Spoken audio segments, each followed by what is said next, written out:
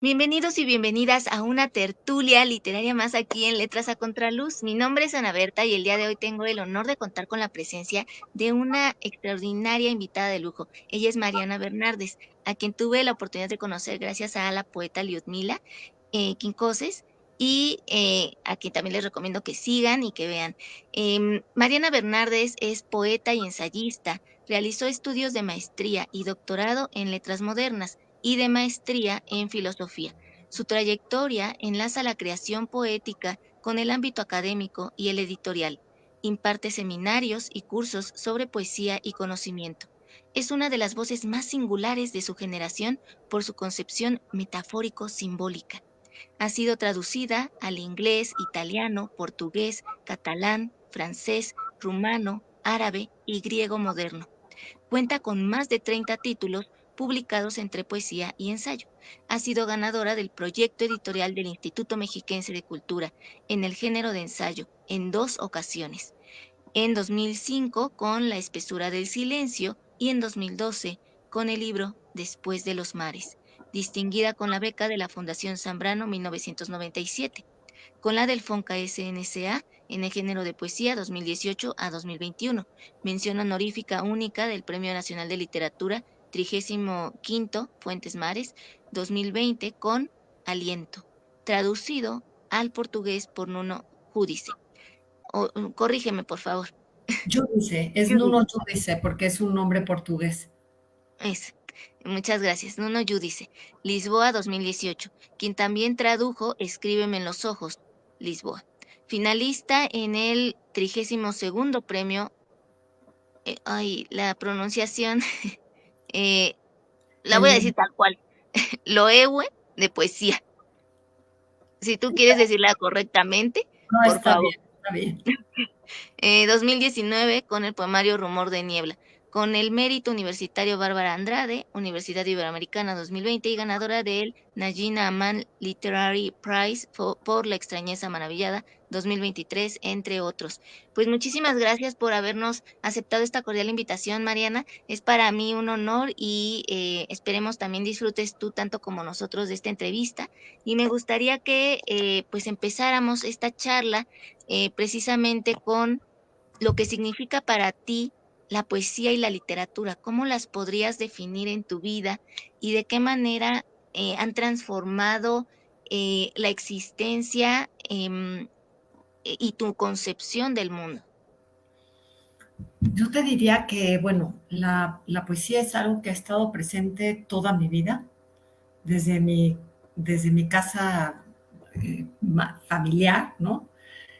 Tuve el privilegio de crecer con unos padres que eran lectores, había muchísimos libros de poesía en mi casa, entonces no es algo que estuviera lejano, ¿no? Yo diría que aunque la tradición familiar era una tradición de médicos, no dejaba de haber un sentido poético, ¿no? Que tiene que ver con esta capacidad de invención y de creación, y hay incluso un cierto sentido de juego también muy presente.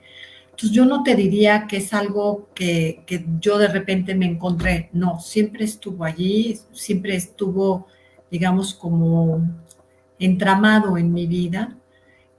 Para mí fue muy importante escuchar a Rafael Alberti en 2 ocasiones, porque eso me hizo saber que eso era lo que yo quería hacer en mi vida, ¿no? Que ese era como un puerto al que yo quería llegar, que era como una vocación que tenía que cumplir, no sé cómo referirlo. Eh, Creo que la poesía cambia la vida, toca la existencia, la empuja, la transforma.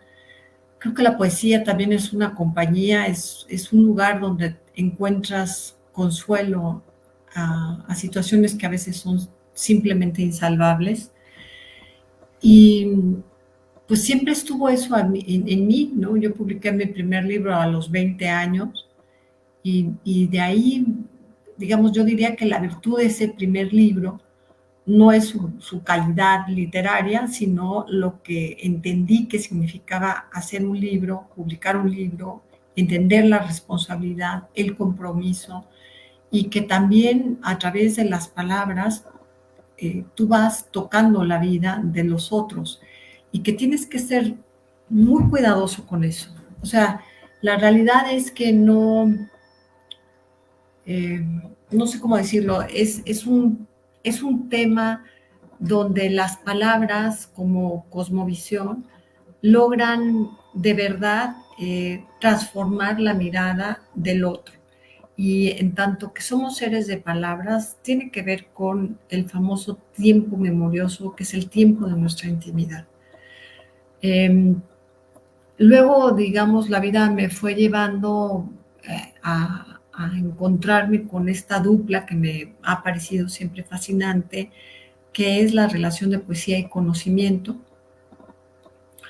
Y acercarme mucho al concepto de lo que es el pensamiento metafórico, como una forma de logos que busca acercar múltiples orillas y construir una cosmovisión mucho más rica, porque quizá podamos explicar poco de lo que vivimos, pero sí podemos generar una mayor comprensión de lo que estamos viviendo, entonces podamos estar mejor en la vida. Y ese es un poco donde empezó la historia. Uno de los poetas, pues, es Rafael Alberti, pero ¿qué otros han sido tus referentes literarios y poéticos y cuál es la razón de que los consideres como tales? Sabemos que esos autores que nos han marcado y nos han dejado una huella muy profunda son los que también aparecen de cierta manera en ese diálogo que tenemos con la tradición literaria, con esa intertextualidad y que están permeando nuestra obra. En tu caso, ¿cuáles serían? Pues la realidad es una pregunta muy difícil de contestar, porque cuando uno escribe, en realidad comprendes que la dupla es leer y escribir. Entonces constantemente estás leyendo porque es como un mecanismo, ¿no? No lees, no escribes. Ese es por un lado. Te diría que he tenido eso, la fortuna de poder leer mucho eh, a lo largo de la vida poesía. ¿Y qué leí? ¿No? Pues obviamente leía a los clásicos, leía a los griegos, leía a los contemporáneos, leía a los estridentistas, leía a la generación del 27, leía a Miguel de Molinos, a San Juan de la Cruz. En fin, la realidad es que es una vastedad, ¿no?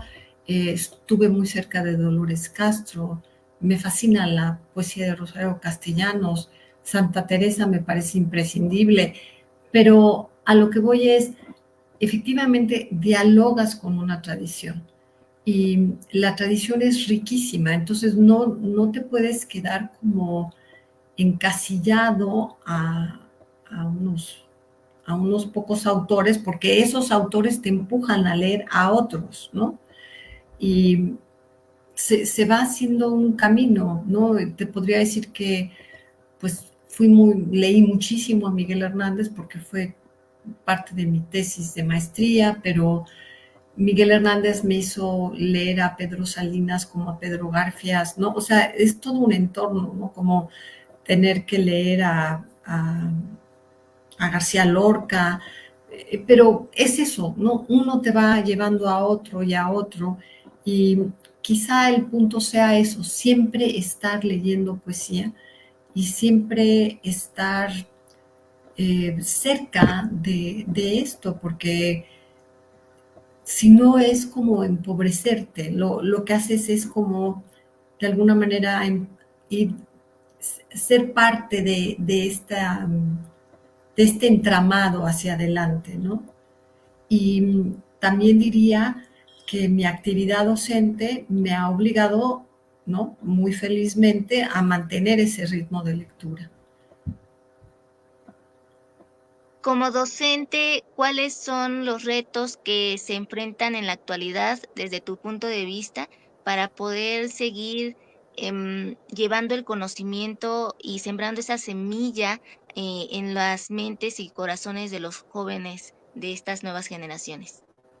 Mira, yo te diría que los retos de la educación son inmensos y te diría que lo más importante es enseñar a leer y a escribir y entender que leer se lee de muchas maneras y se lee muchas cosas.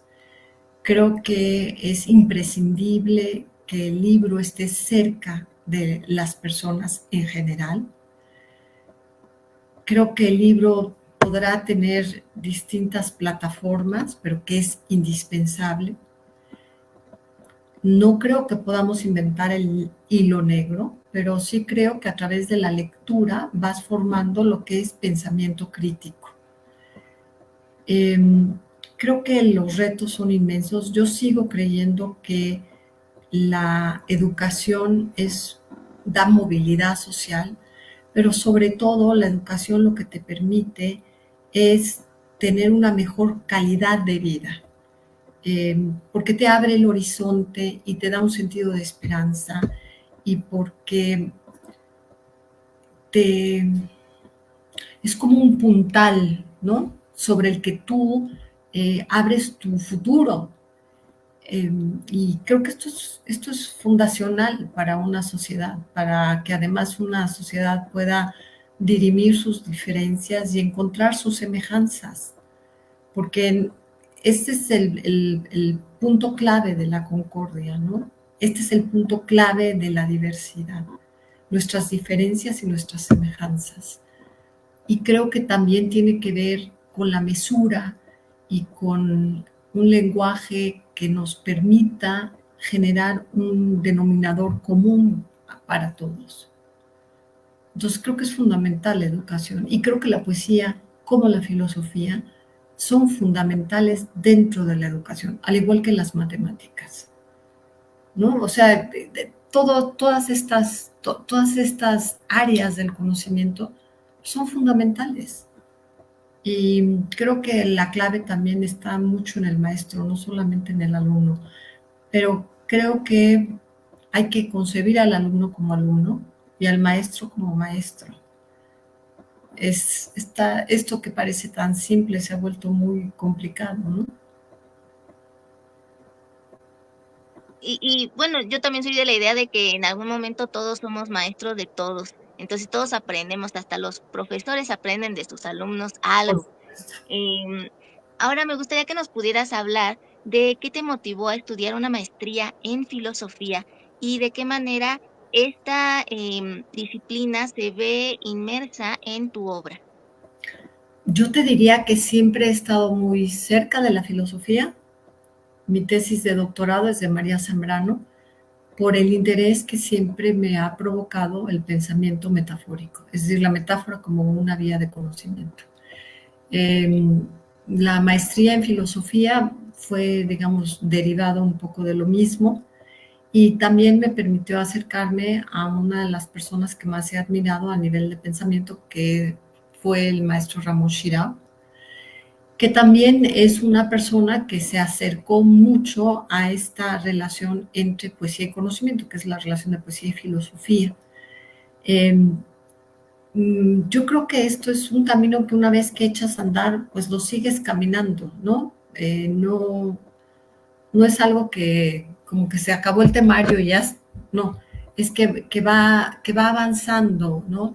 ¿Cómo afecta esto en tu escritura? Pues completamente, porque obviamente hay esta doble vertiente, ¿no? Por un lado, mi escritura poética, que es mi poesía, pero también tengo toda la parte de lo que viene siendo ensayo, ¿no? Y tengo, digamos, dos vertientes en la parte del ensayo. Una es el ensayo literario y a la otra ha sido un poco el ensayo a nivel académico, de investigación, que yo he tratado como de abrir un poco hacia lo que vendría siendo, por ejemplo, la entrevista, ¿no? Me parece que la entrevista es una herramienta de conocimiento insuperable, es una manera de reconocer al otro en su pensamiento vivo, en el diálogo.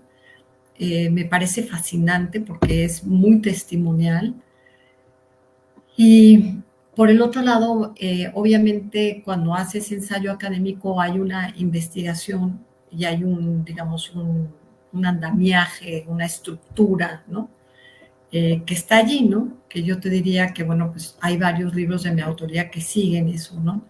Pero te diría que, por ejemplo, uno de los libros que me fueron muy entrañables fue el libro, por ejemplo, de Dolores Castro, que está hecho a través de entrevistas y de reseñas, o el libro que también hice sobre Raúl Renán, que son puras entrevistas que tienen que ver con su obra, con su vida, con la influencia que él tuvo a nivel cultural en las revistas, en los cafés.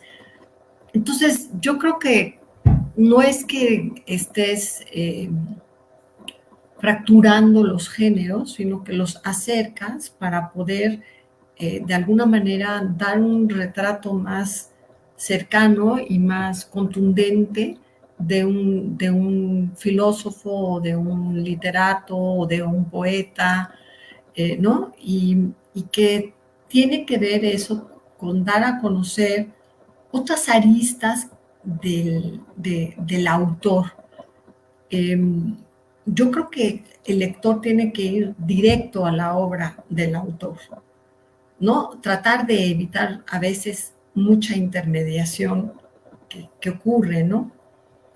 Pero si tú tienes la oportunidad, por ejemplo, de empezar a leer entrevistas que ha hecho o ha dado el autor, te da una apertura y una mayor comprensión y una mayor instrumentos de interpretación sobre lo que te está dando a leer, ¿no? Entonces, esa parte me inquieta y me parecería muy interesante, ¿no?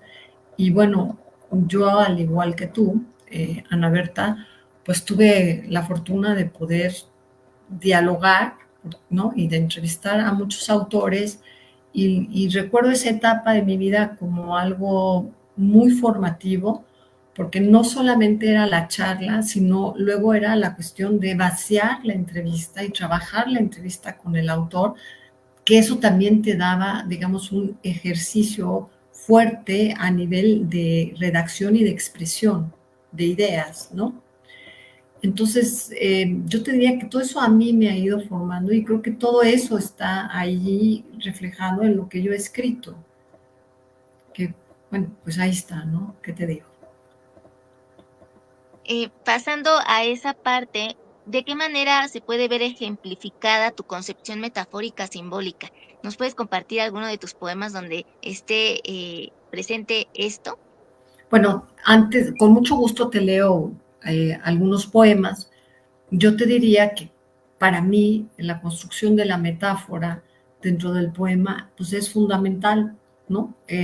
Porque, digamos, en la metáfora se concentra la imagen y además en la metáfora tiene lugar y ocurre el símbolo. Entonces es algo que yo, digamos, he trabajado mucho a nivel teórico y también lo he explorado dentro de lo que es la poesía. Las metáforas no andan sueltas, es decir, cuando tú empiezas a interpretar un poema, una metáfora te va jalando a otra metáfora, ¿no? Es como una red de pescador. Y dentro de la metáfora, ¿no? Está este símbolo resonando y reverberando. Esto no es, digamos, una cosa que nada más hago yo. Esto es, digamos, la naturaleza del poema y por eso puedes leer poemas del siglo II antes de Cristo y te siguen impactando por la fuerza que habita dentro del poema y que está dada a conocer a través de la expresión metafórica. Entonces, a mí me parecía y me parece y me sigue intrigando y fascinando es este tejido simbólico amarrado hacia la expresión metafórica, que lo que busca es generar una mayor tensión en el lenguaje coloquial con el que estamos hablando tú y yo, para que pueda hablar de estas experiencias eh, poéticas, ¿no? Que no dejan de ser experiencias de frontera, experiencias límites. Y pues no ha sido, digamos, un camino que a la primera, digamos, se vuelve asertivo, ¿no? Es algo que vas buscando y que vas construyendo a través, digamos, de lo que vas escribiendo, ¿no? Y también de lo que vas aprendiendo, por ejemplo, a la hora de trabajar los textos, en el caso del ensayo, y trabajar los poemas, ¿no? ¿Cómo logras que sea ese lenguaje lo más transparente posible, lo más prístino, para que de veras el poema anide en el otro, ¿no? Encuentre en el otro un lugar en su vida, ¿no? Que de veras se vuelva algo que lo pueda acompañar. Ese ha sido, digamos, un poco el camino que yo he andado, ¿no? Te voy a leer unos poemas de Rumor de Niebla, que es este libro que fue finalista del premio Leve de poesía. Y es un poemario que va teniendo diferentes secciones, es un poemario que fue publicado por Ediciones Delirio, Ediciones Bonobos y la Asociación de Amigos de la Biblioteca de Alejandría. Voy a leer, digamos, los primeros poemas de aquí, que se llama Fulgor, que es lo que da inicio a este poemario, y tiene un epígrafe de Fabio Moravito que dice: los versos vienen y se forman en el instante justo de quietud. El árbol mece sus ramas y sus frutos brillan en la oscuridad. Toca la aldaba y entra. Quisiera contemplar tras la ventana arboledas y pájaros, pero vano es el deseo cuando lo vivido es jirón de nube. La primera escritura ocurre en el cuerpo, su devaneo imperceptible en el reino de las formas será una borradura en la memoria. El cuerpo habitará el temor de su quebradura, secreto de luz en huida, del que solo permanece un fulgor. Muchas gracias. Ana Berta, no sé si quieres que te lea algo más. Sí, ¿O quieres preguntarme algo más? O no sé, tú dime, tú llevas la entrevista. Muchas gracias, Mariana. Bellísimo lo que nos compartes, porque además las imágenes que vas creando en nuestra mente las podemos ver así muy nítidas, y eso es lo que se logra con la palabra justa y que tú logras captar a través de ellas. Me gustaría que ahora nos hablaras un poco de estos seminarios y cursos en los que abordas la poesía y el conocimiento. ¿Cómo es que lo realizas y de qué manera nos podrías orientar sobre cómo mejorar la poesía, cómo mejorar nuestra voz poética, encontrarla y darle, moldearla de cierta manera? Mira, yo los cursos que doy sobre poesía y conocimiento no son talleres de poesía.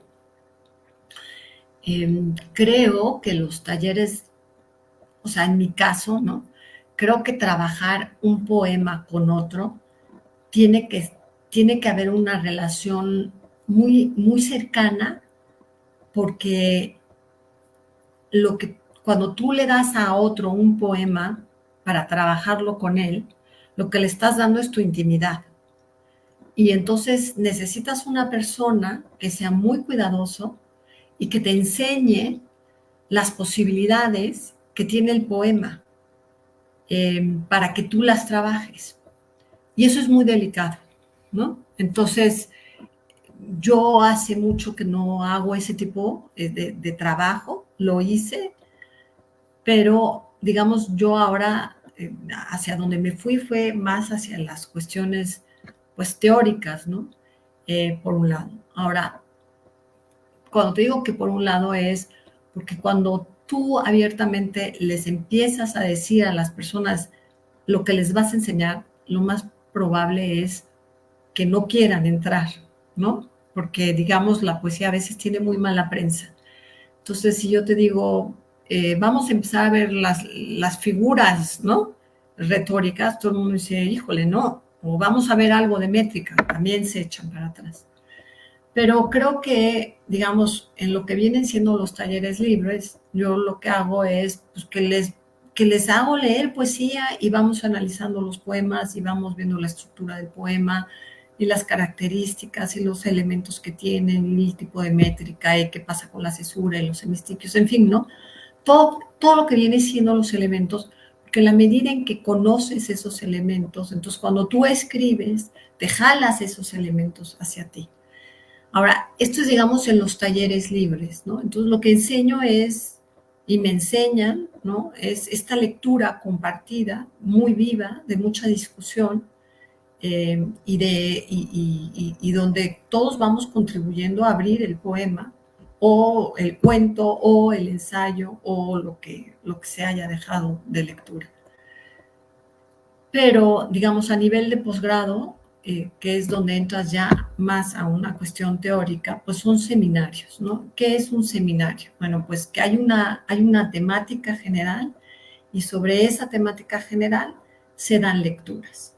Y un seminario es, digamos, esta discusión abierta, yo diría aguerrida, en torno al texto y al tema, porque lo que tú estás buscando en la discusión que se suscita es que el alumno por sí solo empiece a generar sus propias ideas sobre ese tema que se está tocando. Y pues, digamos, por ejemplo, ¿no? Tú no puedes abordar un problema como el de la violencia si no entiendes un tema anterior, que es la insuficiencia del lenguaje para poder explorar un tema como el de la violencia. Por decirte algo, ¿no? O tú no puedes hablar en un momento dado de palabra y conocimiento si no abordas antes la dupla de la palabra y el silencio. Entonces, son temas enormes donde pues han abrevado muchísimos autores. Entonces, la idea de estos seminarios es que se acerquen a los autores, que conozcan distintos puntos de vista en torno a un mismo tema y poder insertar, ¿no? Digamos, el seminario en esta discusión. Y obviamente aquí, como son seminarios, pues digamos, eso de posgrado, pues la expectativa es que también el alumno sea mucho más activo. ¿Qué significa? Que no solamente discuta, sino que también pueda aportar material, ¿no? Entonces, esa parte a mí me parece como indispensable y necesaria, ¿no? Porque si no suscitas esa discusión, pues es como si el texto estuviera muerto, ¿no? Ese es un poco, ¿no? Por dónde va. Ok, perfecto.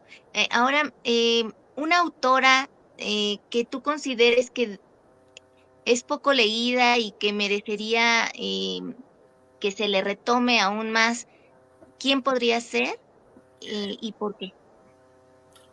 Cuando me hablas así de autora, ¿a qué te refieres? En poesía, o sea, porque si Una escritora una, o poeta. hijo, pues mira, yo más que nada te diría que hay querencias, ¿no? Este, a mí hay una autora que es de la generación de los 50, finales de los 50, que me parece magnífica, que se llama Nelly Keoseyan. Eh, Me parece que su poesía es muy conmovedora y creo que poco a poco ha ido teniendo presencia, ¿no?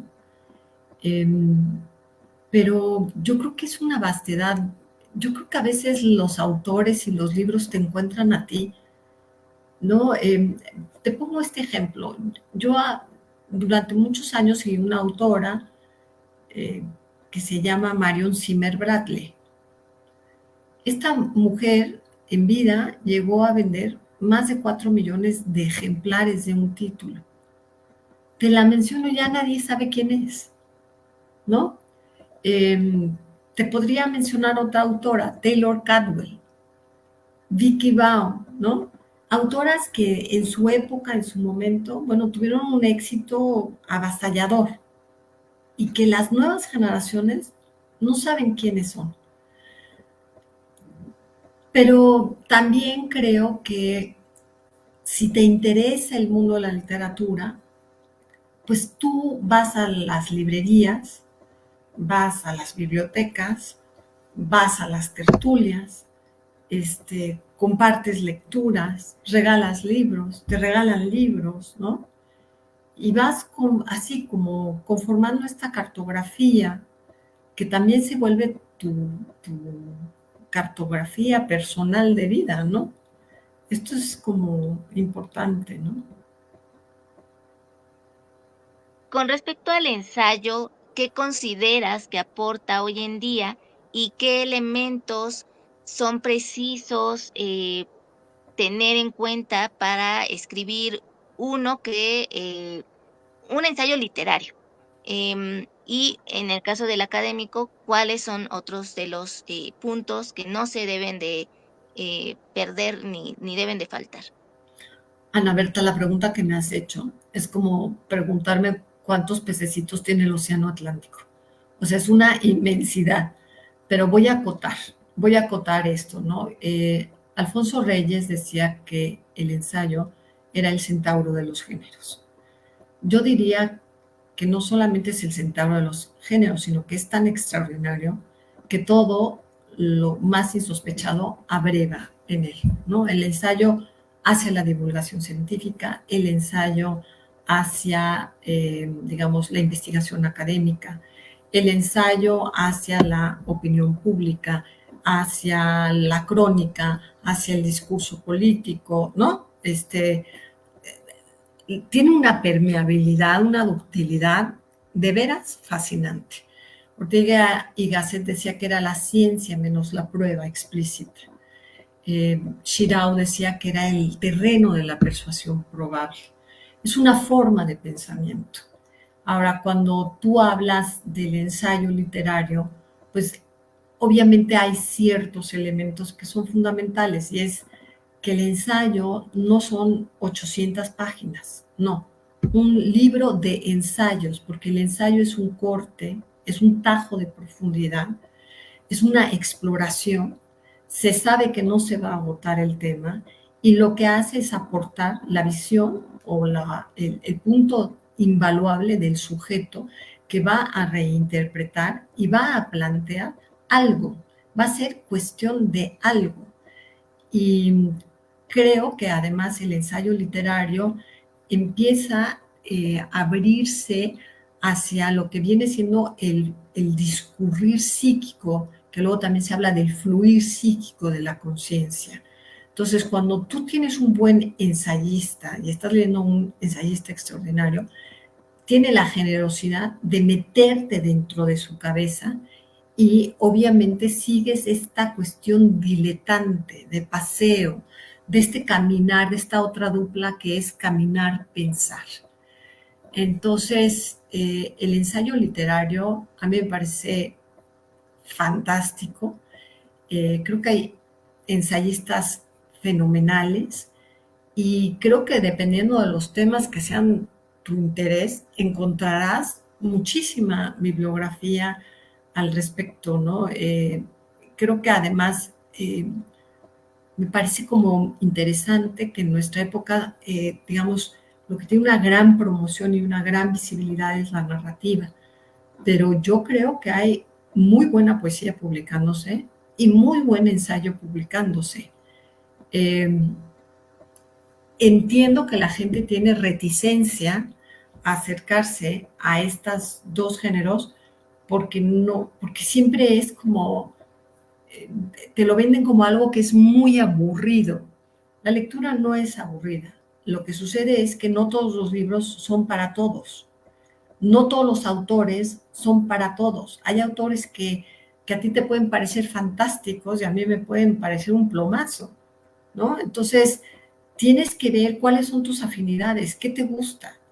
No hay cosa peor que leer algo obligado, ¿no? En fin, ¿no? Entonces yo te diría que el ensayo literario tiene estas características y otras tantas más, ¿no? Y creo que sí, que hay que darle más promoción. Digo, bueno, está pensando ahorita, ¿no? Todas las colecciones que se han abierto de ensayo literario, ¿no? Y creo que también es importante distinguirlo de lo que es el ensayo académico. Sobre todo en una educación ¿no? Donde lo que se nos ha enseñado, perdón el coloquialismo, pero no se me ocurre otra palabra, es echar rollo. Y el ensayo literario no busca eso, ¿eh? Por eso es muy breve, por eso es un corte, es un tajo, es una mirada de profundidad. Es el pensamiento en su espejearse, en su capacidad de reflexión, que es asombroso, ¿no? ¿Tendrás a la mano un fragmento de alguno de tus ensayos? Si me esperas, con gusto Sí, te leo algo.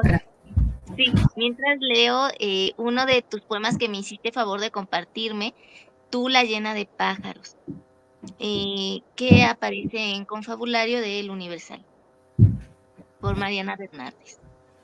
Sea la paz contigo, tú la llena de pájaros, la de parábolas del río que se seca, la revelada en el estigma del fuego, la incrédula perdida en el aroma de la rosa, la que desanda los caminos del alba y arroja piedras a los perros que en su hambre van tras tu sombra, por si acaso dejaras caer unas migas del pan que no tienes.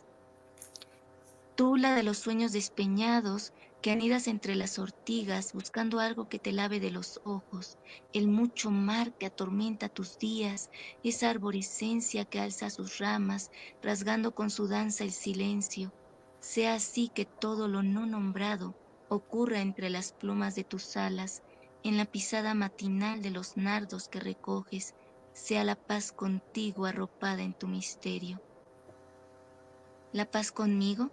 Si yo no escucho salvo el viento cuando golpea los ventanales, cuando las señales dan aviso de la tormenta de estrellas, de la fatalidad presta a saltar y devorar con su hambre, de la indefensión que esconde tras de sí el arrojo del incauto. Dime dónde la paz si germina una flor en su hipotálamo, si el huracán se semilla en mi lengua, si se desmoronan los cuerpos y el zumbido del tábano acompaña su tristeza. Si el miedo es el primer gesto y el último del desenfreno, tanto palabreo enredándose, arrancando de cuajo lo preciado, pisoteando los días donde lo alegre fue la resiedumbre con la que se anduvo la creciente de la vida, sea el rezo y la plegaria el sitio del vacío, donde caerse una y otra vez hasta remontar el horizonte. Y bueno, así sigue, les recomiendo que lo lean completo, aparece en el Universal, en Confabulario, y bueno, te escuchamos, Mariana. Fíjate que te agradezco mucho que hayas leído ese poema. Ha sido una sorpresa en mi vida porque pues yo estoy muy conmovida de que haya habido más de 2.500 personas que hayan leído ese poema. Estoy como sorprendida y eso conmovida. Voy a leer un fragmento muy pequeñito de un libro que se publicó el año pasado que se llama Cuaderno Bermejo, que es ensayo literario. Es un libro que versa sobre los viajes que tuve, eh, algunos viajes que he hecho más bien. Y pues voy a leer una parte de cuando estuve en un lugar que se llama en Jordania, Wadi Rum, y un poco eh, esta idea de este lugar, ¿no? Eh,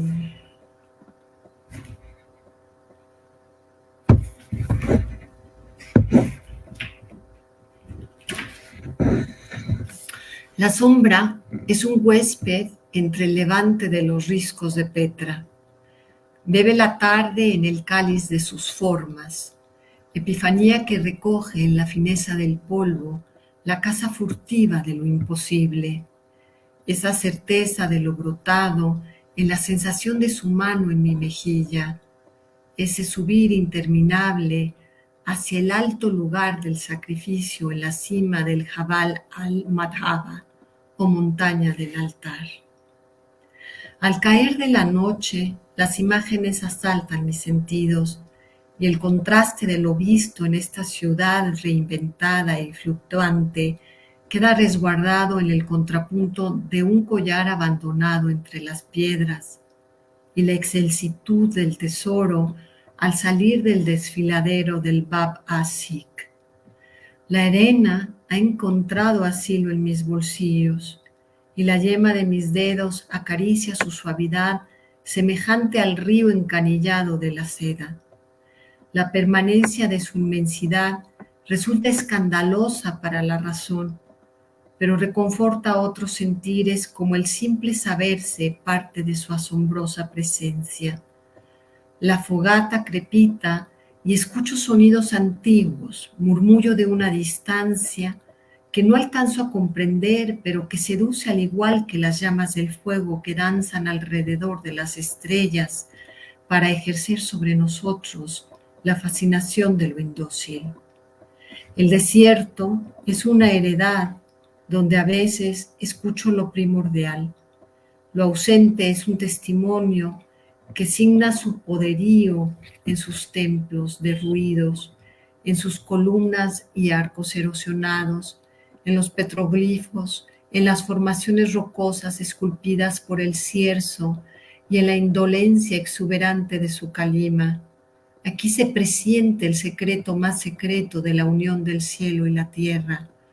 Su vastedad confirma la escala insignificante de la condición humana, una espiga trozada revoloteando cerca de la llama que habrá de calcinarla.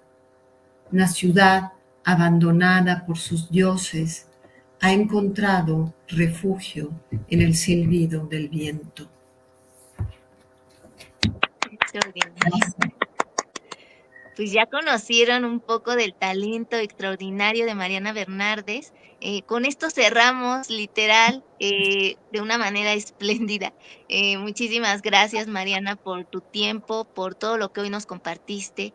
Ha sido literal un honor y de lujo todo lo que hoy estuvimos escuchando de ti, tanto conociéndote como escritora y poeta, como también escuchando a la persona que está detrás de esas letras. Em, muchísimas gracias. Que tengas un extraordinario fin de semana. Por favor, Gracias. compártenos tus redes sociales o sitios web en donde puedan encontrar tu trabajo. Pues básicamente tengo una página que hace un maestro en Estados Unidos que es mi nombre, www.marianabernardes.com. Y bueno, pues un poco lo que se va publicando y que está eso en las redes, como el poema de Tú, la llana de pájaros. Muchas gracias, Ana Berta, por esta charla y por este momento tan lindo. Gracias. Gracias a ti. Y bueno, pues con esto despedimos a nuestra invitada de hoy y les agradecemos también a quienes estuvieron viéndonos aquí en este en vivo. Em, y bueno, esperando que haya sido de su agrado. También invitarles a que sigan viendo todas las demás tertulias literarias y poéticas que hemos realizado a lo largo de estos años aquí en Letras a Contraluz. Es con el afán y el deseo de que el conocimiento llegue a todas las personas y que toque sus corazones desde ver esta pasión que sienten estos autores y autoras sobre la literatura, la poesía, y cómo no es algo ajeno a nosotros, sino al contrario, es algo que nos une, nos hermana y nos lleva a pensar más allá de lo que podemos llegar a hacerlo en un momento determinado. Es abrir nuestro panorama y mirar con nuevos ojos todo lo que vamos encontrando en los libros. Cada página que vamos leyendo se va transformando en otras realidades, en otros mundos a los que podemos acceder a través precisamente del pensamiento, del sentimiento, de tener esa emoción allí junto con los personajes y de poder vivirlo como si fuéramos parte de esa historia, porque lo somos. En el momento en que abrimos un libro, estamos no solo sumergiéndonos en la historia, sino formando parte de ella, porque desde allí cada interpretación que demos de esos textos nos va a llevar a una nueva idea de y visión de nuestro propio mundo, tanto interno como externo. Y eso es a lo que queremos invitarles aquí en Letras a Contraluz.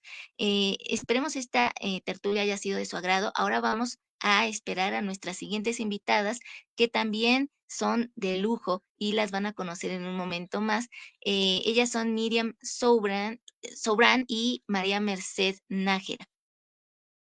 Les voy a ir compartiendo sus semblanzas para que puedan em, irlas conociendo a través de esa trayectoria que tienen. Y también invitarles a que nos acompañen a las de más tarde, a las 4 y a las 5:30. Vamos a tener a otros invitados para que nos acompañen en otras tertulias poéticas y nos hablen de su experiencia, cómo lo han vivido, cómo llegaron a ello y qué es lo que más les motiva en su día a día para continuar en este camino que no es nada sencillo, pero que es muy hermoso. Miriam Sobrán Ortega nació en la Ciudad de México en enero de 1965, licenciada en diseño gráfico por la UNAM, maestra jubilada de la SEP en el área de las artes visuales. Actualmente se dedica a impartir talleres de pintura y encuadernación, al arte de la ilustración y a la escritura. Formó parte del taller literario Palabra y Pensamiento de la poeta Juana María Naranjo Zárate del 2016 al 2018 y del taller literario El Desierto y la Fuente de la poeta Dolores Castro Varela de 2017 a 2022. Diplomada en Gestión Cultural y Marketing en la UNAM, diplomada en Literatura y Creación Literaria de la SOGEM Jalapa, diplomada en Arte Terapia en el Instituto de Investigación en Psicología de la Universidad Autónoma de Oaxaca. Ha participado en diversas publicaciones antologadas en el género del cuento, poesía, narrativa y gráfica con Arte Editorial Chihuahua, ALJA Ediciones, Vía Áurea Ediciones, Editorial Voz Abisal, Editorial Punto G, Editorial Tinta Nueva, Cisnegro y Ala de la Iguana, entre otras. Su primer poemario individual, Mujer de Brasas, fue publicado en la colección Colibrí con Arde Editorial Chihuahua en 2021. Ella es Miriam Sobrán. Ahora vamos con María Merced, que también tiene una trayectoria importante. María Merced Nájera Migoni nace el 8 de marzo de 1963 en Ciudad Delicias, Chihuahua. Poeta, editora y directora de Arde Editorial Chihuahua. Es promotora cultural. Fue becaria de David Alfaro Siqueiros en el área de literatura, con el proyecto de poesía Poemas Heredados. Ha publicado las siguientes obras: Acuarelas, Erotismo, 2000. Delicias, 2001. Cristales cromáticos, 2001. El corazón lo dice todo, 2002. En la provincia de los recuerdos, 2002. La morada de Omega, 2003. Auge de sombras, 2004. Simulacros de olvido, 2005. Abadía del silencio, 2006. La voluntad del deseo, 2011. Ensolecida, 2012. Mujer semilla, 2012. En Sediento Ediciones y segunda edición Tinta Nueva Ediciones, 2016. La Morada de Omega, segunda edición, en Arde Editorial Chihuahua, 2019. Simulacros de Olvido, segunda edición, en Arde Editorial Chihuahua, 2021. Abadía del Silencio, tercera edición, 2022.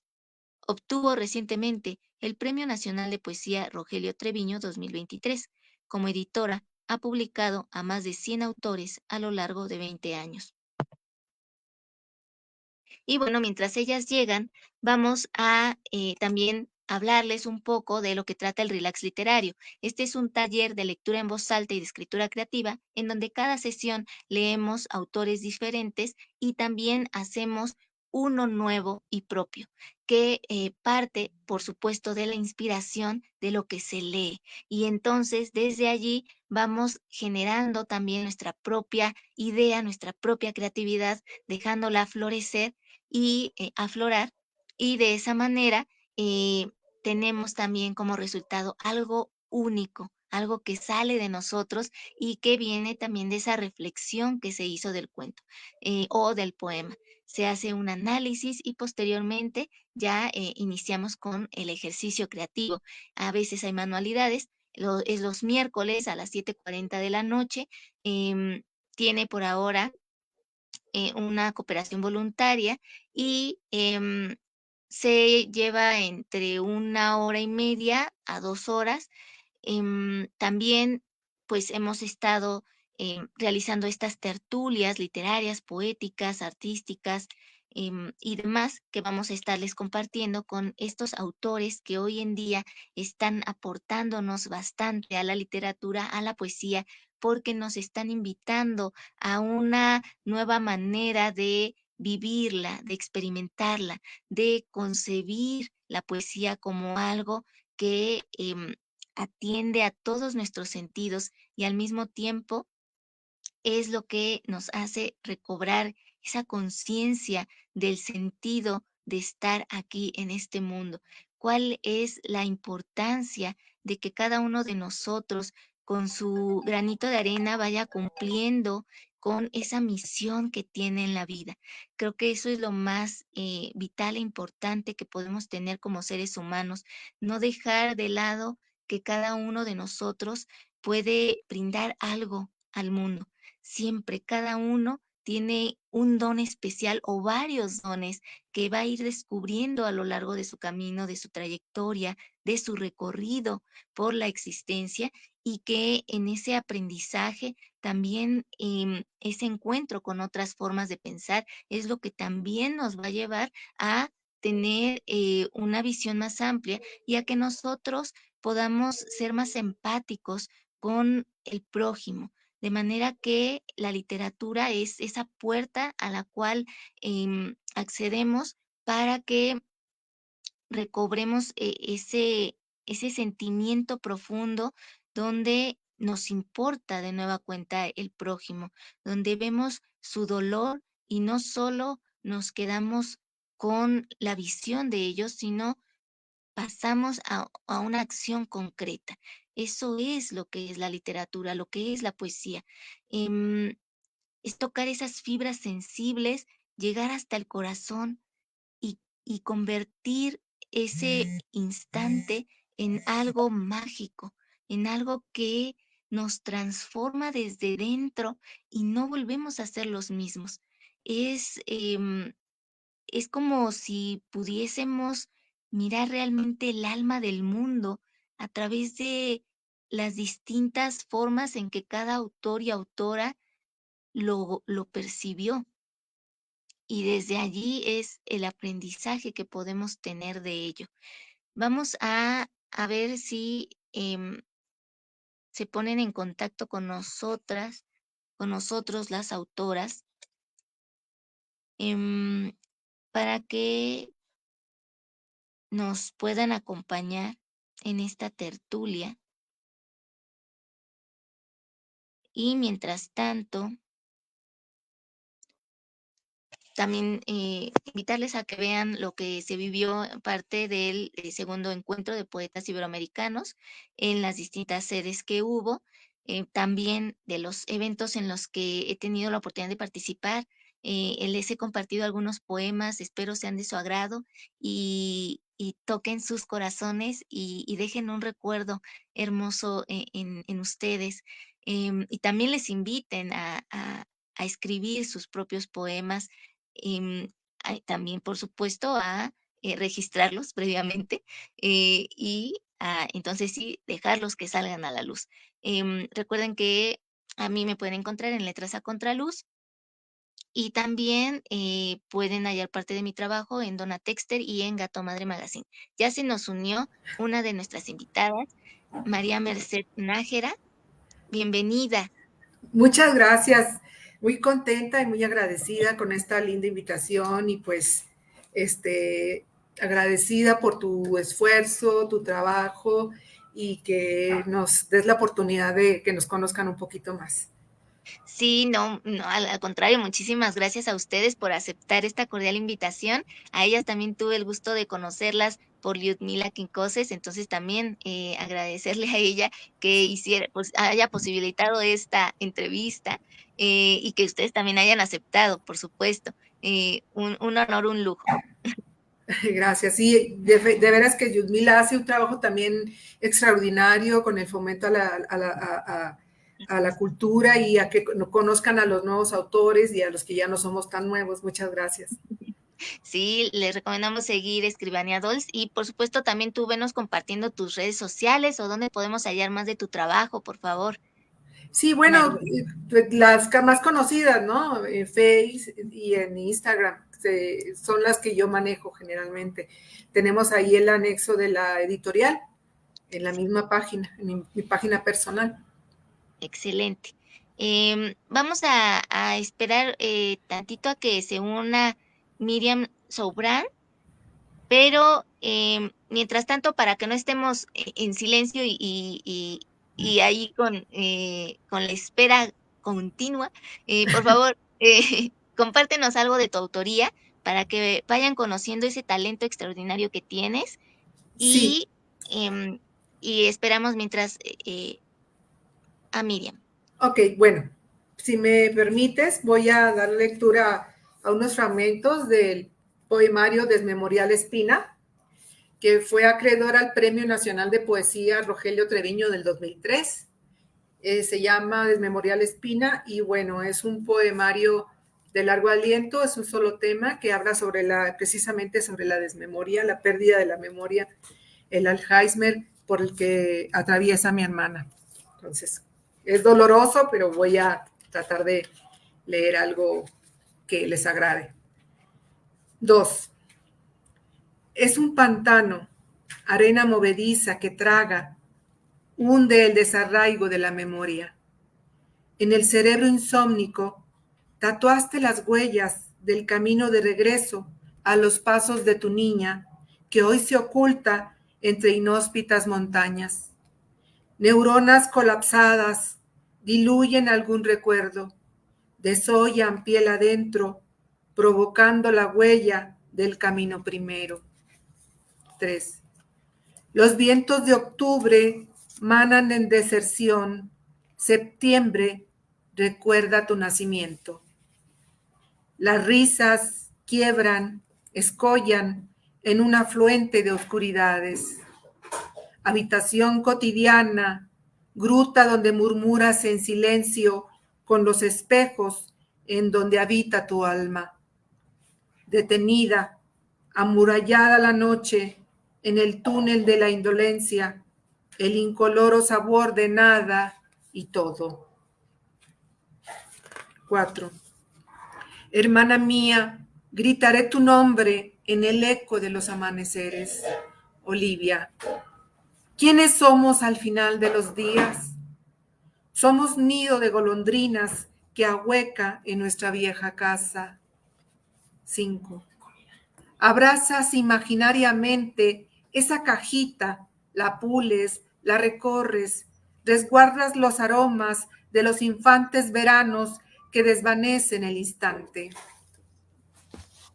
Ya, aquí Muchas tenemos que... gracias. Gracias.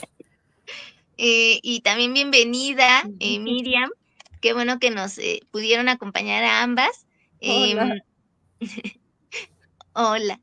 Vamos a ir iniciando. Ya empezamos muy bien con este poema de largo aliento que nos estuviste compartiendo, María Merced. Muchas gracias.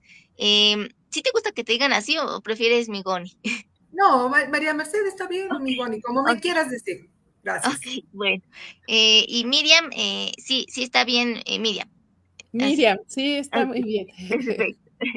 Entonces, bueno, vamos a empezar con esta primera pregunta, que creo que es la más imprescindible para poder ir conociendo a las autoras y también su visión desde la que está detrás de esas letras. Y es, ¿qué significa para ustedes la literatura y la poesía? ¿Cómo las podrían definir en su vida y de qué manera llegaron a este camino? ¿Qué las motivó a querer convertirse en poetas? Bueno, creo que la poesía para mí es imprescindible, es necesaria, es como un alimento, como nos alimentamos con la comida diaria, así nosotros nos alimentamos el alma y ponemos a trabajar el intelecto y el alma para poder desarrollar o hacer poemas o hacer creaciones, ¿no? De poesía. Y para mí es como respirar,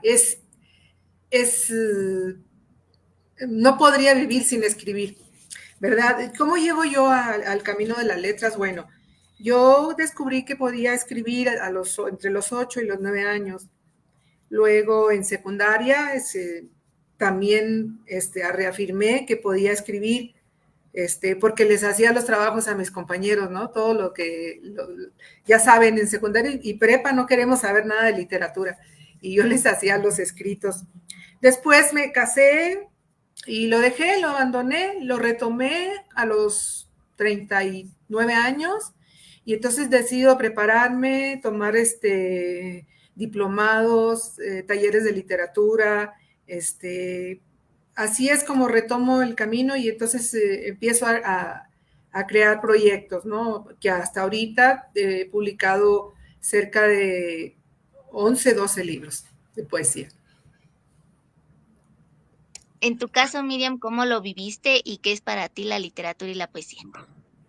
Bueno, mira, yo me formé en el mundo de las artes visuales, más bien, pero siempre tuve esa sensación de querer expresarme también a través de otras bellas artes, y yo tenía desde muy chiquilla, yo entrelazaba entre que el dibujo y las letras, ¿no? O sea, hacía yo mis pequeños cómics o cosas así desde niña, ¿no? Entonces, también estuve muy rodeada de libros, tuve 6 hermanos, todos muy lectores, más mi padre, mis abuelos, entonces esas influencias que tú tienes a tu alrededor, ¿no? Pues yo veo ahora a los chavos pues con el celular y con la inmediatez de la computadora y todo, y nosotras éramos más la generación de estar rodeada de libros, ¿no? Entonces esa era, digamos que nuestra forma muy natural de pasar el tiempo libre, aparte de la escuela, era la lectura, los cuentos, el dibujo, en fin, ¿no? Entonces sí se me hizo mucho el hábito de la lectura, y me acuerdo que un libro que marcó mucho mi época en la secundaria fue Galano Arte de Leer, ¿no? Y ahí conocí a muchos escritores, ¿no? Todo este mundo de la literatura. Entonces ya vi que era un arte mayor, que la palabra tenía un cauce en el cuento, en la poesía, en la novela, en fin, ¿no? En todos los clásicos que nos hacían estudiar en secundaria, en fin. Pero cuando yo ya tuve que elegir carrera, me fui hacia las artes visuales, ¿no? Sin embargo, pues tuve todo el tiempo como latente que yo como que, incluso yo tuve esa sensación de querer hacer una segunda carrera, y esto era sobre filosofía y letras, ¿no? Pero no tuve la oportunidad de hacerlo, y luego yo me dediqué al magisterio, pero siempre escribía paralelamente, pero escribía como de manera empírica para mí, ¿no? Y tenía yo como un nicho de personas, como las más cercanas, mis amistades más cercanas, que eran a los que yo les leía cosas, ¿no? Pero ese era mi público, ¿no? Los que me aplaudían. y tengo así muchos poemas de esa época, ¿no?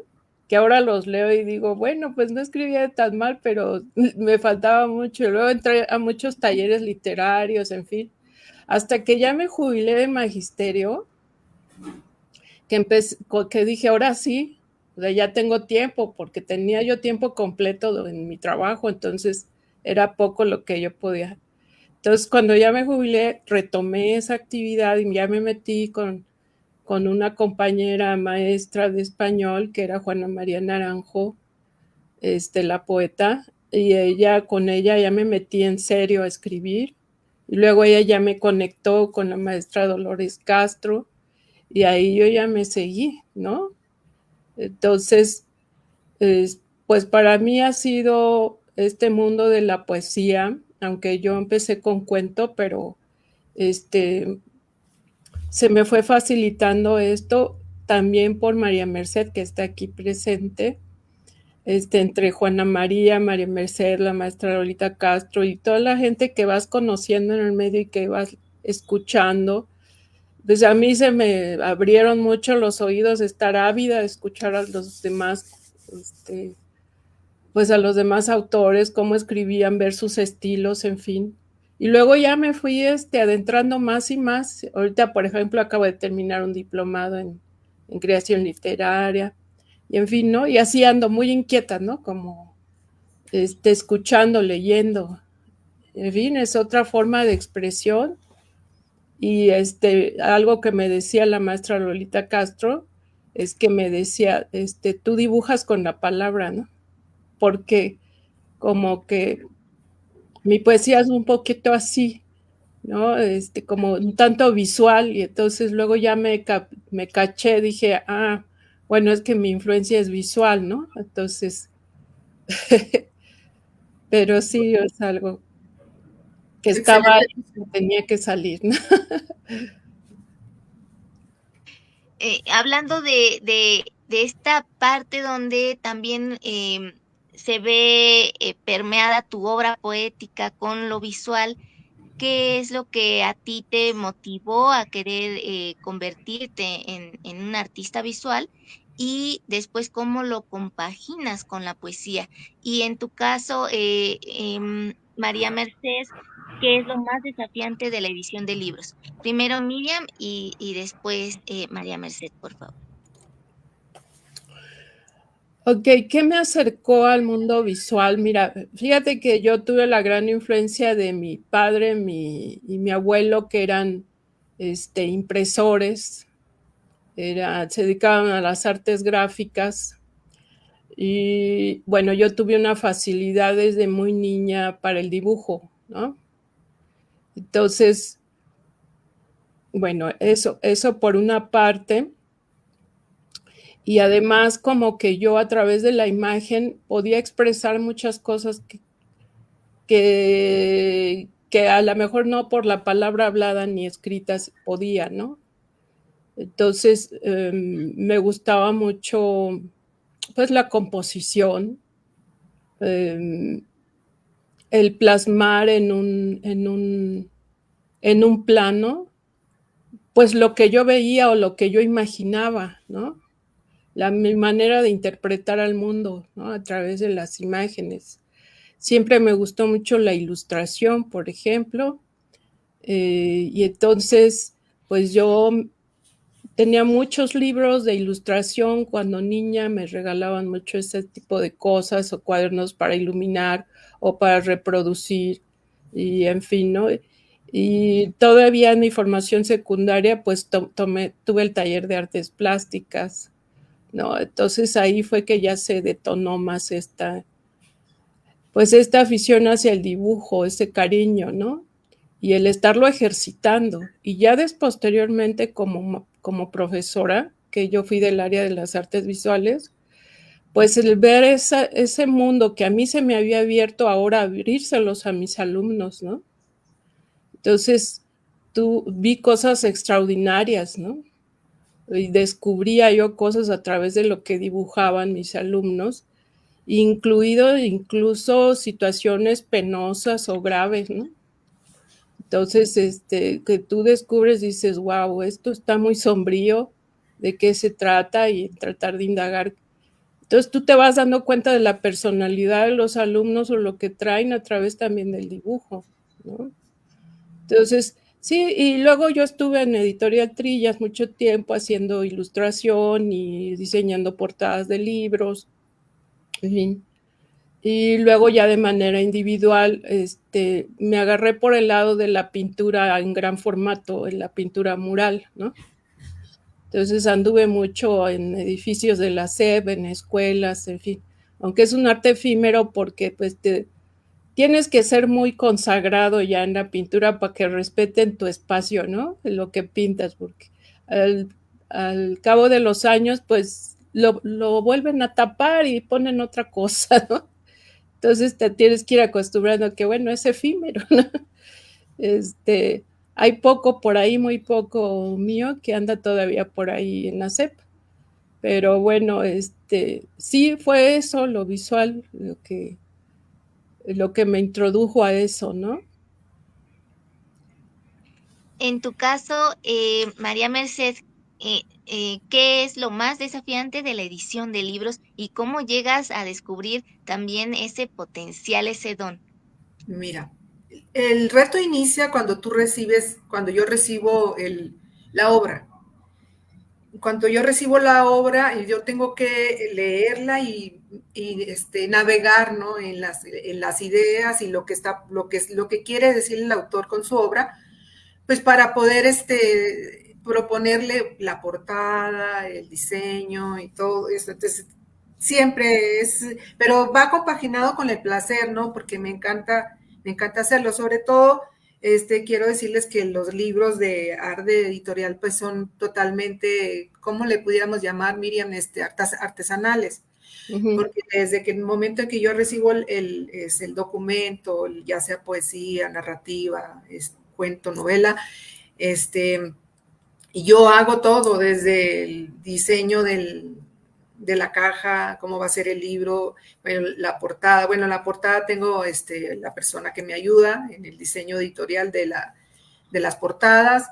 Y, y pues es maravilloso esto, porque siempre pienso, 110, ahorita ya 115 autores a lo largo de 21 años, pues se dice fácil, pero lo que más me maravilla y lo que más me llena de mi alma así de júbilo es que cada uno de esos libros yo los hago con mis manos, te digo, desde que llega el poemario o los cuentos, y le voy dando forma y hasta que nace, ¿no? Y me dejan muchas satisfacciones, y creo que es el legado que voy a dejar yo como editora, ¿no? Y con lo que puedan decir de Arde Editorial Chihuahua, yo creo que espero que siempre sea de buenos comentarios y que le dé que le dé una imagen agradable, y que confíen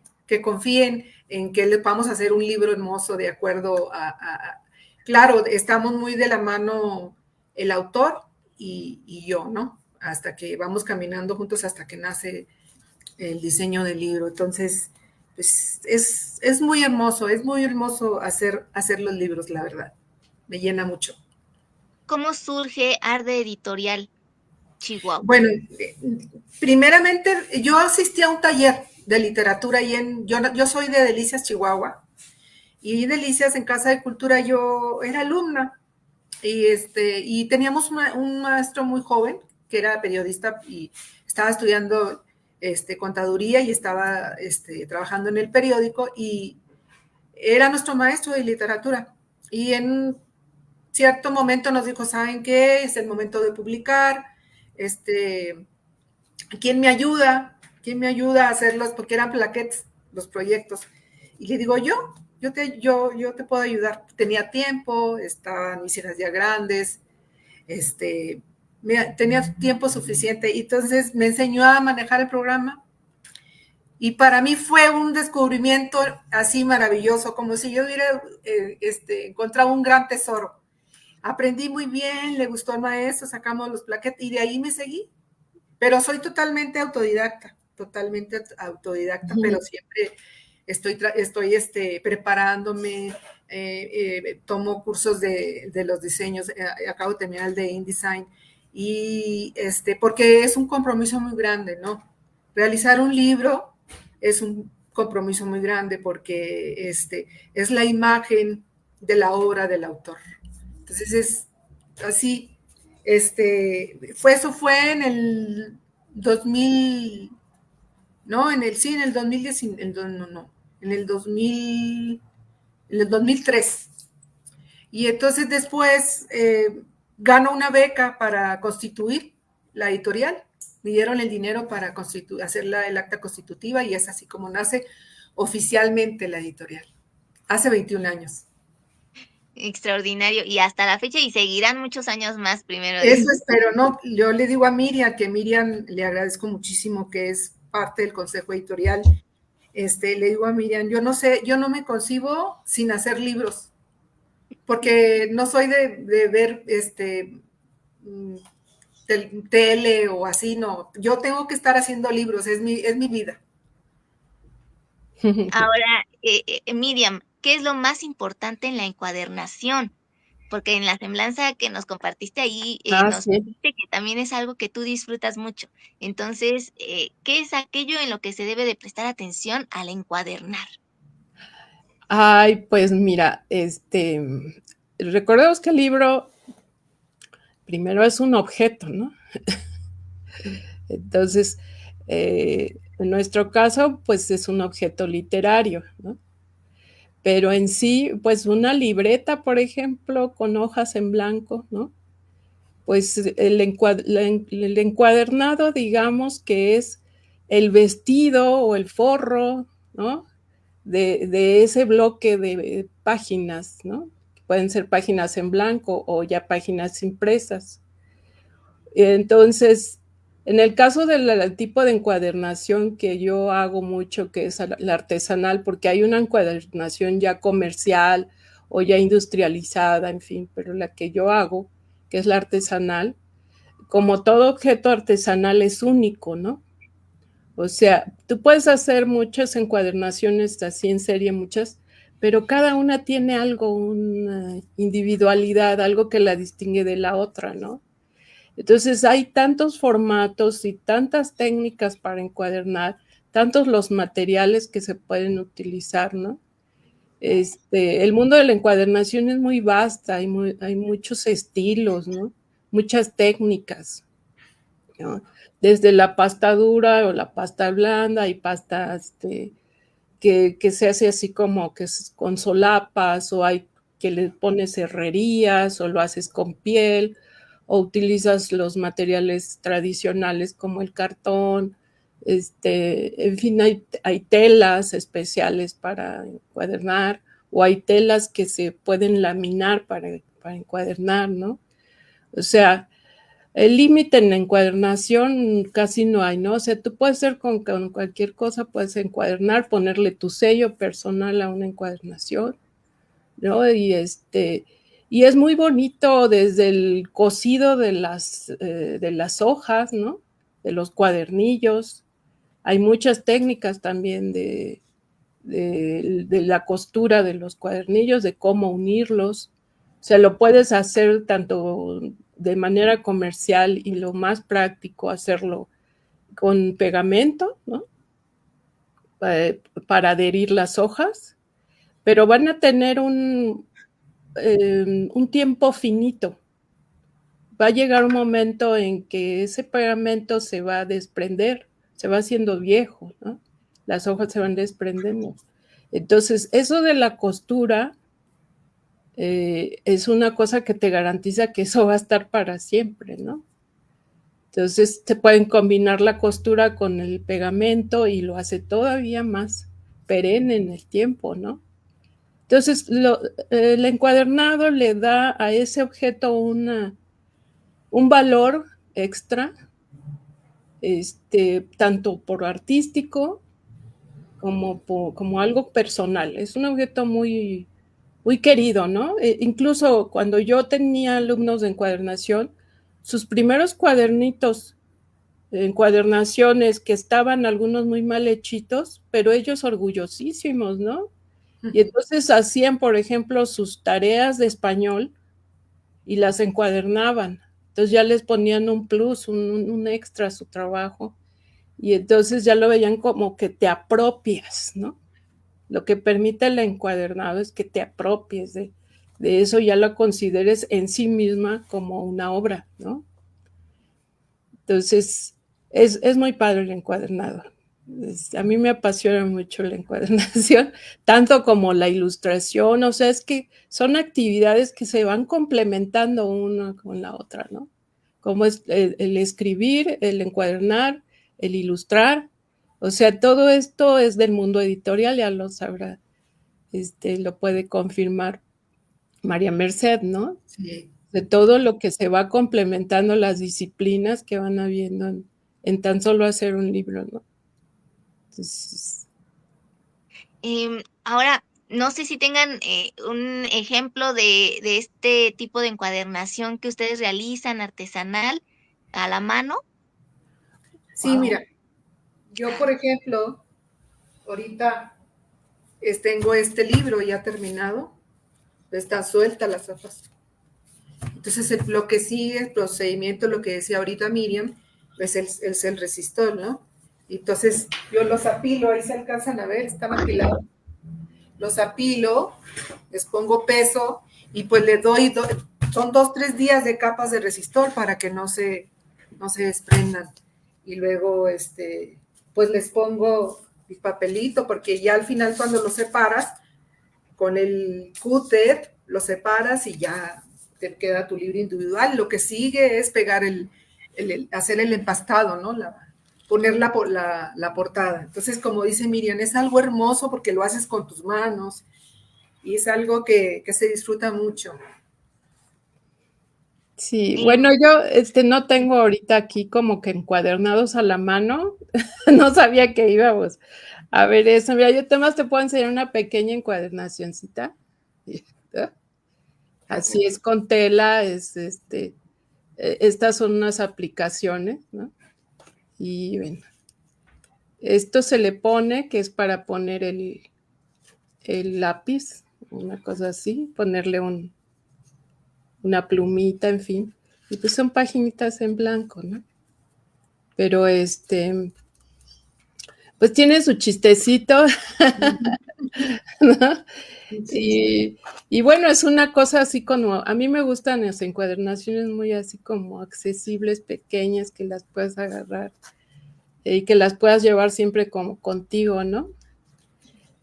Pero bueno, así como esto que es tela y aplicaciones, pues hay con piel o hay con muchos tipos de, ¿no? A mí me gusta, me encanta la encuadernación japonesa, por ejemplo, ¿no? Porque aparte de todo lleva varios tipos de costura en el lomo, en lo externo, ¿no? Y se ven. Entonces, es padrísima, digo. Si hubiera sabido, las junto por aquí, pero no las Ay, tengo no, tan lo mal. siento. Pero la que nos acabas de mostrar está bellísima y también lo que nos explicó María Merced, pues también muy, se agradece muchísimo.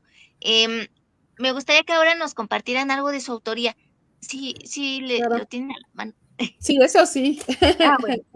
Sí. Perfecto. Entonces, vamos a escucharlas y posteriormente para que cada una nos comparta, en el caso de ti, María Merced, cómo decidiste convertirte en promotora cultural, que también es otro tipo de actividad que sí Así va es. de la mano, pero también requiere de otro tipo de gestiones. Y en tu caso, Miriam, ¿qué aprendizajes y ejercicios específicos recuerdas y llevas en tu corazón del taller literario Palabra y Pensamiento de la poeta Juana María Naranjo? Okay. Pero eso después de que nos lean. Les escuchamos. Si quieres, Miriam, ¿quieres empezar tú? Ah, bueno, está bien. Sí, es que yo ya había Sí, leído. yo Sí. tuve una dificultad técnica por No, ahí. yo también, se fue la luz. Bueno, miren, este es un libro de aquí, de Arde Editorial Chihuahua. Es mi primer libro individual de poesía. Y se llama Mujer de Brasas. He hecho varios en cuento, pero o sea, todos son en antologías, ¿no? Ya ves que te piden colaboraciones, mandas y dicen, bueno, sí. En algunas también he hecho colaboraciones en lo gráfico, ¿no? Pero bueno, esta es así como la primera individual. Se llama Mujer de Brasas. Y bueno, es algo que le dediqué yo de alguna forma a mi madre, a su recuerdo, a su memoria. Mi mamá no era una mujer como que físicamente así amorosa, que te abraza y que ¿no? Pero ella mostraba su amor hacia nosotros como hijos y hacia sobrinos, hermanas, en fin, a través de su cocina, ¿no? Entonces, es una mujer muy recordada por su forma de cocinar, ¿no? Ella de origen veracruzano. Entonces, recordando sus guisos, fue que escribí esto, y de ahí, de este poema que yo lo quiero mucho, salió el título del libro, ¿no? Porque así le llamó a ella, Mujer de Brasas, ¿no? Entonces, bueno, se llama Caricia Materna y dice: nací entre hojas de plátano, amasada por las manos de mi madre y cocida en una olla de barro sobre el fuego que mi padre encendió. Me acuné en los chochoyotes, tumbadita en el arroz, y caminé entre mojarras, calamares y minilla de cazón. Te lacté hasta emborracharme, torito de nanche, rompope y chanat, atolito de guayaba. A eso sabían tus besos, que vuelve a la vida me diste sobre las hojas del zacahuil. Untadita de manteca, embuñuelada y abrigada en hoja santa, así fueron tus caricias, madre, capeaditas y aromadas con vainilla de papantla. Si de amores me enseñaste, fue en un plato de pipián, picaditas de frijoles y epazote para ahumar, lágrimas de chile atole recogiste en tu comal. Mujer de humo, mujer de brasas, que entre sabores de 1000 aromas me cocinó, de piel morena, veracruzana, el son jarocho nos alumbró. Extraordinario. Para quienes no sepan qué es el zacahuil y el chile atole, por favor, oriéntanos, Miriam. Mira, el zacahuil es como un tamal, pero es como si tuvieras un batido de tamal. Es que es muy grande, es muy grande. Y entonces lleva así como, pues los rellenos típicos, aunque es como más como de tomate, con algunas especies y algunas verduritas, por ejemplo, ¿cómo se llama? El chile ancho o el chile poblano, lleva incluso maicitos, o sea, granitos de elote, y en fin. Y tiene un tiempo de cocción extremo, se hacen así con unas vaporeras, pero se meten así las hojas de plátano así envueltas y salen unos mazacotes así enormes, pero es delicioso, o sea, sí, la verdad es, de momento la apariencia no es muy agradable cuando lo abres, o sea, la gente se saca de onda como que dice, no se terminó de cocer, ¿no? No, pero sí. Luego se reciben esas expresiones de que, ¿y esto qué es? Pero ya cuando lo empiezas a comer, qué bárbaro, ¿no? Es muy agradable y es muy satisfactorio, muy llenador, ¿no? Sí. Y bueno, el chile atole también es un guisado, también donde interviene como la masa, ¿no? También es un guisado como con verduras, en fin, como si fueras a hacer una, ¿cómo le llaman este caldo? Como si fueras a hacer, es que hay un guiso que es como con verduras y elotitos y es así con... Como de olla. Como ándale. Uh-huh. Eso, sí. Como de olla, pero sí, combinado con masa, o mi mamá le ponía unos chochoyotes que son como unos cazuelitas de masa, ¿no? Sí. Como unas cazuelitas de masa, pero aparte el caldo era un poquito espeso, no demasiado, ¿no? Entonces eran unas combinaciones ahí muy especiales, también muy ricos, ¿no? Ya nos dio hambre. Sí, un poema culinario que bellísimo, cómo lo escribiste y también ese homenaje que le haces a tu mami es algo precioso. Muchas gracias por haberlo querido compartir aquí con nosotros. Sí. Y bueno, ahora escuchamos a María Mercedes. Sí. ¿Qué otro poema nos tienes para hoy? No, le quiero dar continuidad al poema que inicié leyendo, ¿sí? Me quedé aquí en el número 5, que les decía que habla sobre la desmemoria. Y es doloroso, ¿no? Porque tienes a la persona, pero la tienes físicamente, pero emocionalmente y con todo su bagaje y toda su historia y toda su vida, pues sus estampas, todo lo que se borra, ¿no? Entonces sí no hay conexión. Dice 5. Abrazas imaginariamente esa cajita, la pules, la recorres, resguardas los aromas de los infantes veranos que desvanecen el instante. Cajita mágica, donde ahuespan caras memoriales. Guardas recortes de rostros que ya no deambulan, ni el respiro, ni el llanto, para ti desconocidos. Ya no conoces el dolor, no persigues voces de nuestros padres. Amnesia que como daga desuella la memoria. 6. Tus ojos asustados, metidos en el hueco de los amaneceres, con aroma de trigales, pigmentan el momento y el deceso de la memoria primigenia. Tu mano ceñida a esos días de paseos en domingos y el viento aromando nuestros pulmones. Tus cabellos se perdían en los rayos del sol, camuflaje de niña. 7. A los pasos de tu niña, olvidamos colgarle cascabeles para escucharlos y seguirles y esparcirlos como semillas. Quizás se esconden en la cueva de la existencia. Tu nombre y tu mirada azulina, que hoy se inmuta en resonancia cotidiana de atajos sin un croquis para encontrarte. 8. Hoy, solo desconoces rostros que develan, extranjeros, extraños, quiénes somos. El tatuaje de tu mirada, límpida azulosa, se quedó enjaulada entre la herrumbre del olvido.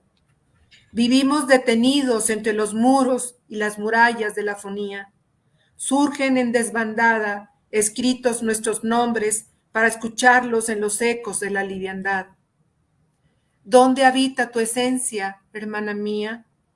El espectro de tus huellas quedó sesgado por el almadena que estalló tu conciencia. ¿Quién tiene tu nombre al final de los días?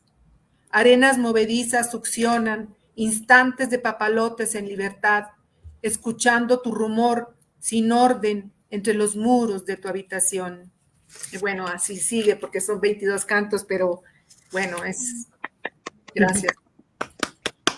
Muchísimas gracias por también traernos a este espacio este poema muy sentido, que sabemos es algo muy difícil cuando vives con una persona que amas y que al mismo tiempo no te reconoce. eh, por el Alzheimer, es esta enfermedad que pues de cierta manera nos va destruyendo poco a poco, ¿no? Pero qué bueno que a través de tu poema lo pones sobre la mesa y nos permites tener esa visión em, especial y conmovedora de cómo tú lo vives y cómo también sientes que ella lo percibe, cómo ahora ve el mundo, ¿no?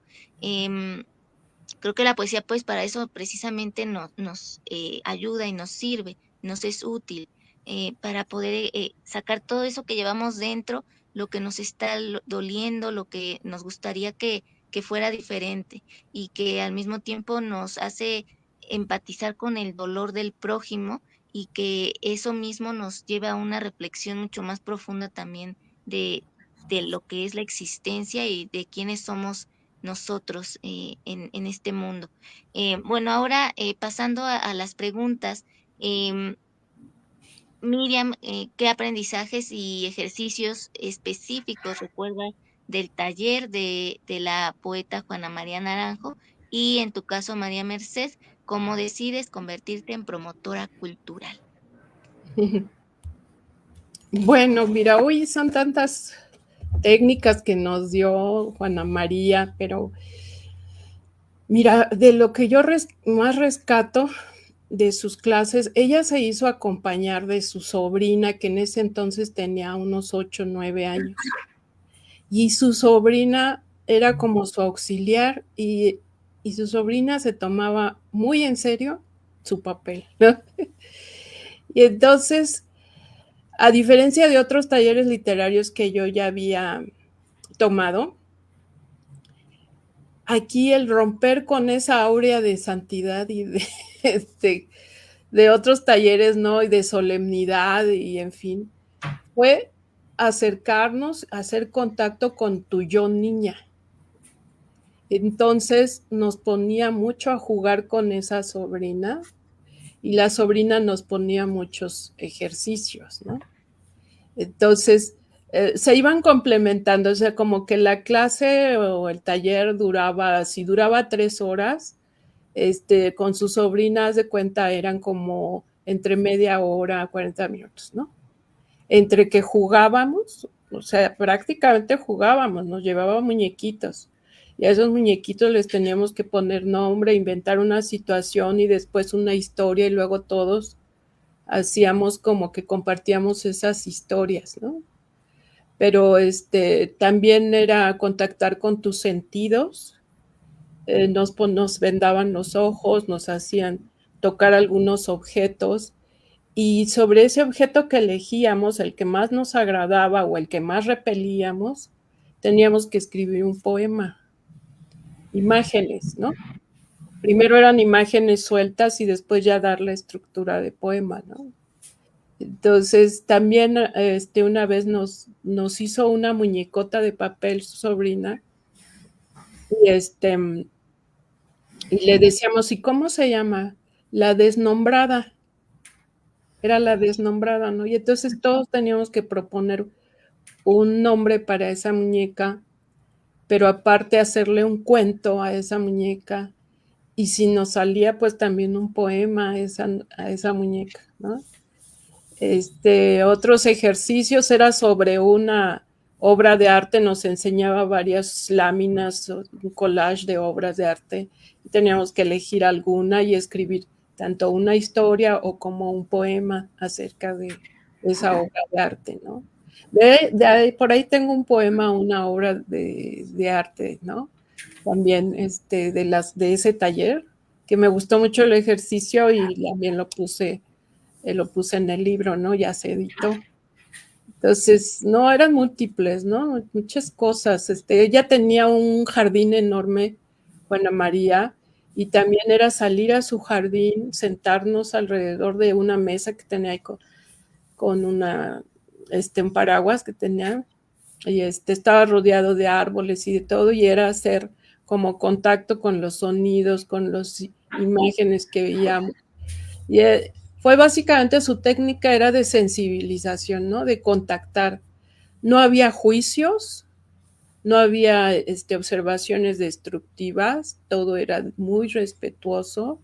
Incluso había esa regla entre nosotros, que si hacíamos alguna observación entre nosotros tenía que ser con respeto, con empatía, con sensibilidad, porque todos estábamos aprendiendo. Entonces, nos recalcaba mucho que no había un escritor consumado, que todos estaban aprendiendo, hasta el más ultra seguía en el proceso de aprendizaje, ¿no?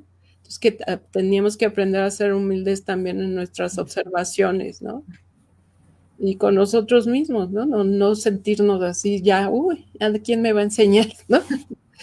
Entonces, hay muchas experiencias muy entrañables con Juana María en su taller y con su sobrina, cómo ella era muy impulsora. A los que nos gustaba más o ella detectaba que teníamos más interés en esto de las letras, enseguida nos empezaba a impulsar. En primer lugar, para mí fue una sorpresa que terminando el taller dijo, vamos a publicar sus cuentos, ¿no? Y la primera publicación yo les enseñé a encuadernar, entonces fue una encuadernación artesanal. Lo hicimos entre todos, cada quien hizo su encuadernación. Y ya posteriormente fue con María Merced nuestro primer libro de cuentos, ¿verdad? Cuentos a trasluz, que se llamó. Sí, nos conocimos. Sí, así fue que me conocí yo a María Merced, ¿no? Sí. También en un homenaje a la maestra Lolita, que le hicimos en vida todavía. Sí. ¿No? Sí. Entonces, sí, ella me llevaba mucho a presentaciones de otros autores, a ver qué es lo que estaban escribiendo, y me empezaba a presentar. Mira, una cosa que fue muy impactante de Juana María conmigo en lo personal es que me presentaba ya como la poeta Miriam. Y yo me sentía en pañales, ¿no? O sea, así como que decía, no, espérate, cálmala. Y me decía ella siempre, créetela. O sea, es que ya escribes bien. Lo que estás escribiendo está muy bien, ¿no? Y bueno, después fue el impulso, ya publica, y ya preséntate. La primera presentación, pues se me doblaban las piernas, ¿no? Como que Todavía se nos todavía. dobla. Sí. O presentarme con la maestra Lolita Castro, pues también iba yo titiritando, pero también la gran nobleza de la maestra, que luego me acogió. Estuve un buen rato también con ella, pero ya directamente en la poesía, porque con Juana María fue un poco más en el cuento. Pero ya con la maestra Lolita fue de lleno en poesía, ¿no? Entonces, recibir sus observaciones, sus correcciones, sus sugerencias y sus halagos, ¿no? Pues era tremendo, ¿no? Entonces sí, ya como que de repente ya me la empecé a creer, dije, ay, pues sí, creo que sí escribo. Sí, pero al principio me incomodaba mucho, se me hacía mucha responsabilidad que me presentaba con otros escritores y decía, ella es una escritora o ella es poeta y esto y lo otro, ¿no? Y yo así como, fue impactante, ¿no? Pero bueno, Pero qué bueno que sí, ya después descubriste que sí tenías precisamente que nombrarte poeta, porque sí claro. lo eres. Y en tu caso, María Mercedes, ¿cómo te conviertes en promotora cultural? Fíjense que hace muchos años, hace 20 años probablemente, había un encuentro muy famoso, no sé si, bueno, no, tú estás muy jovencita, ¿verdad? Con Miriam sí, yo creo que Juana María te quería llevar, se llamaba Encuentro Internacional de Mujeres Poetas en el País de las Nubes, se realizaba en Guajuapan de León, Oaxaca. Le llamaban el País de las Nubes porque cuando vas llegando en el autobús o carro o lo que sea, vas llegando al pueblo, haz de cuenta que están las nubes, casi las tocas, por eso le llaman el País de las Nubes, un lugar hermoso. Entonces yo asistía como poeta, llegaban poetas de mujeres de todo el mundo, ahí conocí muchas mujeres de poetas de todo el mundo, y entonces era una cosa extraordinaria, se sembró en mí la semillita yo quería hacer un encuentro parecido, no tan monumental como era ¿no? Porque era bonito porque desde que llegaban eran hasta 2, 3 camiones con poetas, ya nos estaba esperando una familia, no te hospedabas en hotel, llegabas con una familia, entonces ya desde el momento en que tú llegabas, ellos se apropiaban de ti y eras la poeta de la familia, ¿no? Y te acompañaban a todos los eventos. Eran 3 días y ir a los diferentes pueblitos, íbamos a leer, íbamos a las escuelas, a las primarias, a las secundarias, luego te recibían con banda y haz de cuenta que te hacían sentir como si realmente, como dice, miran, ay, fueras poeta, pero de las grandes, ¿no? Así, consagrada, porque el pueblo se te entregaba o al pueblito que fueras. Entonces, ya regresando yo a la realidad allá en mi ciudad, se me quedó la semillita sembrada y entonces, un año antes de que yo fuera directora de Casa de Cultura de ahí, de mi ciudad, organicé el primer encuentro internacional. O sea, me salté. En Chihuahua se hacían los encuentros, pero era nacional, ¿no? Entonces yo dije, no, internacional, porque yo tenía muchos contactos de las poetas que había conocido, y entonces hice el primer encuentro internacional de poetas, y así como yo lo había visto, los llevé a los asilos, a las escuelas, a la secundaria, a la prepa, y se pintaron muros, y esos muros todavía están pintados con poemas de las poetas que que les tocó pintar. Entonces, ahí sin querer me hice promotora cultural, porque después hice el segundo y el tercer encuentro en Ciudad Delicias. Ya después, bueno, por cosas del destino, pues ya llego aquí a vivir a la Ciudad de México y bueno, ya. Entonces, no me di cuenta que era un mundo de cosas de organizar, pero todo salió bien. Todo, y se recuerdan esos 3 encuentros internacionales ahí en Chihuahua. Dejaron huella cada una desde su trinchera y eso es bellísimo. Les agradezco infinitamente que nos hayan acompañado aquí en Letras a Contraluz. El tiempo se nos va volando, uno ni se da cuenta porque la pasa bien, pero ya hicimos casi la hora, entonces me gustaría que para que quedaran a la par, nos compartieras otro poema tuyo, Miriam, si quieres claro. el de la obra de arte. Empezamos con María Merced y terminamos contigo. Ok.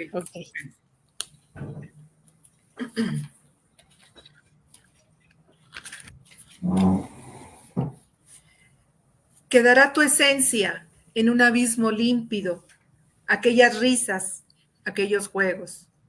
Quedaron incendiados en irreversibles ruinas de miedo. Ese lapsus vagabundo desfragmenta tus años y un viento huracanado destroza el pliego de tu luminiscente existencia, arrastrándola al caótico extravío. El confeti del dolor habita la negrura de afonías. Se detuvo nuestra infancia. Debí guardarla.